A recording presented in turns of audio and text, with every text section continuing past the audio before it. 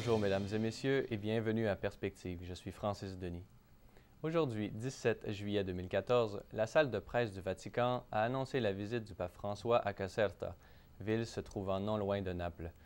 La spécificité de cette visite est qu'elle se fera en deux temps. D'abord, le 26 juillet, le pape s'y rendra suite à l'invitation de l'évêque du lieu pour une rencontre avec la communauté catholique et y célébrera la messe de la fête de Sainte-Anne, qui est également la patronne du lieu. Celle-ci aura probablement lieu dans le parc de l'ancien palais royal. Par la suite, le Saint-Père retournera au Vatican dans la soirée pour pouvoir réciter le traditionnel Angélus du dimanche le lendemain matin, place Saint-Pierre. Dans un deuxième temps, le lundi 28 juillet, le pape se rendra de nouveau à Caserta, cette fois à titre personnel, pour rendre visite à son ami le pasteur évangélique Giovanni Traetino et à sa communauté de la Réconciliation. Bien que cette visite soit strictement informelle, elle manifeste l'ouverture du pape François au dialogue œcuménique. Déplaçons-nous maintenant au Moyen-Orient, où a été tenté un cessez-le-feu de 5 heures afin d'apporter des soins et des denrées de première nécessité aux habitants de la bande de Gaza. Malheureusement, la trêve n'ayant pas été respectée du côté du Hamas, l'aide humanitaire a dû cesser immédiatement. Certaines sources affirment que les négociations ont eu lieu aujourd'hui au Caire pour la reprise d'un cessez-le-feu de 5 heures qui aurait lieu demain le 18 juillet. Nos collègues de Radio Vatican se sont entretenus avec Audrey Landman, infirmière et coordonnatrice médicale de Médecins sans frontières dans la bande de Gaza, et qui s'est exprimée sur les espoirs qu'un tel cessez-le-feu soit un premier signe d'un accord de paix définitif. Écoutons un extrait. Bien évidemment, on espère pour la population locale que les choses vont se calmer. Moi, je peux pas trop vous dire dans quelle direction ça va. C'est un petit peu le gros point d'interrogation malheureusement en ce moment.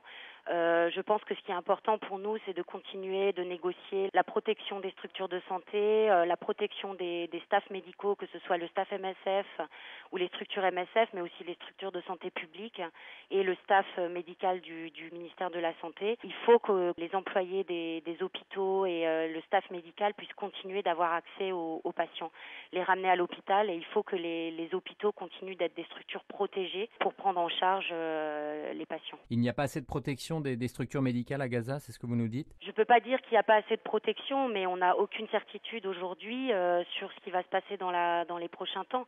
Et je pense que le message de Médecins sans frontières est toujours le même. C'est les structures de santé et le personnel médical doivent être protégés, doivent être capables d'avoir une certaine sécurité pour pouvoir travailler. En Grande-Bretagne maintenant, des chefs religieux de diverses dénominations se sont exprimés contre le projet de loi Falconer voulant légaliser l'euthanasie. Dans un communiqué de presse, ils ont affirmé que, et je cite, « une loi qui permettrait aux personnes de participer activement à mettre fin à la vie d'autres personnes en renforçant l'idée qu'elles n'ont plus aucune valeur, ce n'est pas du tout la voie à suivre pour une société qui voudrait faire preuve de compassion et de bienveillance. » Actuellement, la Grande-Bretagne ne poursuit pas ceux qui participent à une mise à mort de ce type à l'extérieur du pays, comme en Suisse, par exemple. Parmi les autres effets négatifs qu'une telle loi pourrait produire, les chefs religieux, parmi lesquels on retrouve le primat de l'Église catholique, l'archevêque Vincent Nichols, l'archevêque de Canterbury, Justin Welby, le rabbin-chef des congrégations du Commonwealth, Rabbi Ephraim Mirvis, et les représentants de toutes les autres religions présentes au Royaume-Uni, affirment que cette loi peut représenter le premier pas vers un élargissement du suicide assisté, également aux personnes handicapées et aux personnes âgées sans qu'elles soient en phase terminale. Plus près de chez nous maintenant, l'Observatoire Justice et Paix, en collaboration avec la télévision Ciel et Lumière et le diocèse de Québec, organise une conférence à l'Université Laval le 13 septembre prochain pour commémorer le 30e anniversaire de la venue de Jean-Paul II à Québec. Pour cette occasion, prendront la parole le père Jean-Marc Barrault, Gilles Routier, professeur à l'Université Laval, le père Thomas Rossica, Mme Anne Léhé, ancienne ambassadeur du Canada au Vatican, ainsi que Monseigneur Christian Lépine, archevêque de Montréal. L'admission générale est de 25 $ et de 15 $ pour les étudiants. Pour toute information ou pour inscription, consultez via Facebook ou téléphonez au numéro qui apparaît à l'écran. Faites vite, les places sont limitées. Voilà, c'est tout pour aujourd'hui. Merci d'avoir été des nôtres. À la prochaine.